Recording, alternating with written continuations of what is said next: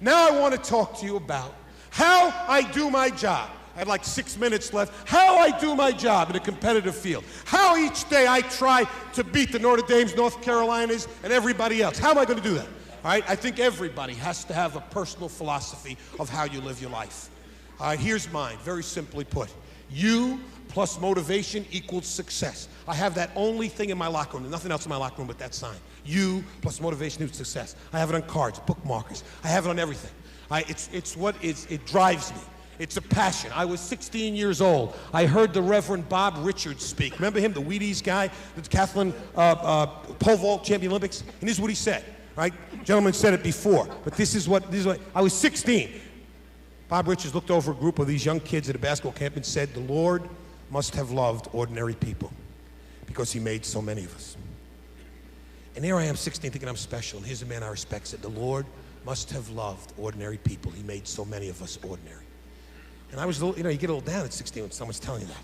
And then he said the line that changed my life at 16 that I felt then. I'm 41 years old. I've been working 21 years in my business, and I feel it the same way today. He said, every single day, in every walk of life, ordinary people do extraordinary things. Ordinary people accomplish extraordinary things. And I raised my hand. I'm applying for the job right now. I'm an ordinary guy. I want to do extraordinary things in my life. And I believe it. And I think that's strong. I think that's what it's all about. And I know this group has that same feeling. How do you do that? How do you go from the ordinary to the extraordinary? I think it's the second thing. It's motivation. And motivation to me is three things. Three things each day I try to do to get myself ready to roll. Some people will say to me, how do you motivate 18-year-old kids? How do you motivate yourself? I don't, in 21 years, motivate anybody, except each day, one person. I get up, James Thomas Anthony Valvano. And that's a full-time job, keeping me up at the level I want. I hope that if I'm there, my assistants, my players, everyone will say, but that's a full-time job for me. I'm not a finger pointer. Say, hey, I'm working, Mike. How about you? How come you? No, I work each day to get myself there.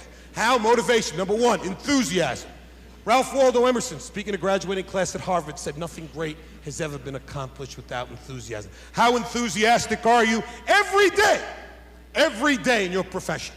And I interview people for jobs, and I'm very bad. I'm one of the worst coaches to come and say, what's the benefits here? I don't like that. I've never hired someone who's asked me. One fella last year said to me, do you have a dental plan? I said, yeah. If we don't win, the alumni kick our teeth in, you know? I said, that's our dental plan. What is this? You know? That's me. I don't like when people ask me how many weeks off we get before they start to work. That's just me. Maybe I'm wrong, but that's how I am.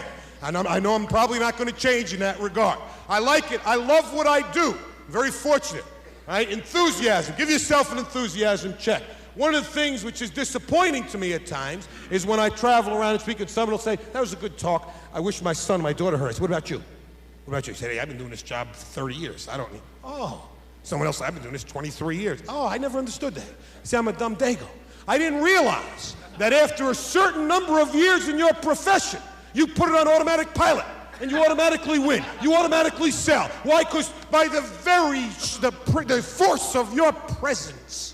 Right? So I said, wow, that's not a great thing to know. Next year when I coach, I go up to the other coach and say, how long have you been coaching? I say, 8 years. Ha! He's done. I'll kill him. I've been coaching 21. You got no shot. Don't work that way. You must maintain each year the same enthusiasm. My second part of motivation is dream. You still dream. I still dream. I dream all the time. I dream. I watch that film a lot. I also, for my players, we have one practice every year where they come up on a court. There's no balls. There's no drills. All we do is practice cutting the net down. It's true. I have a scissor. I have a gold scissor. We carry each other up. We cut the net. They hook me up. I cut the last one. We do that. We film it. We go up in the locker room. We watch it. Then we watch us in '83 doing it. We see the reality. We see the dream. The dream can become the reality. How? By being enthusiastic. By feeling that you can accomplish that.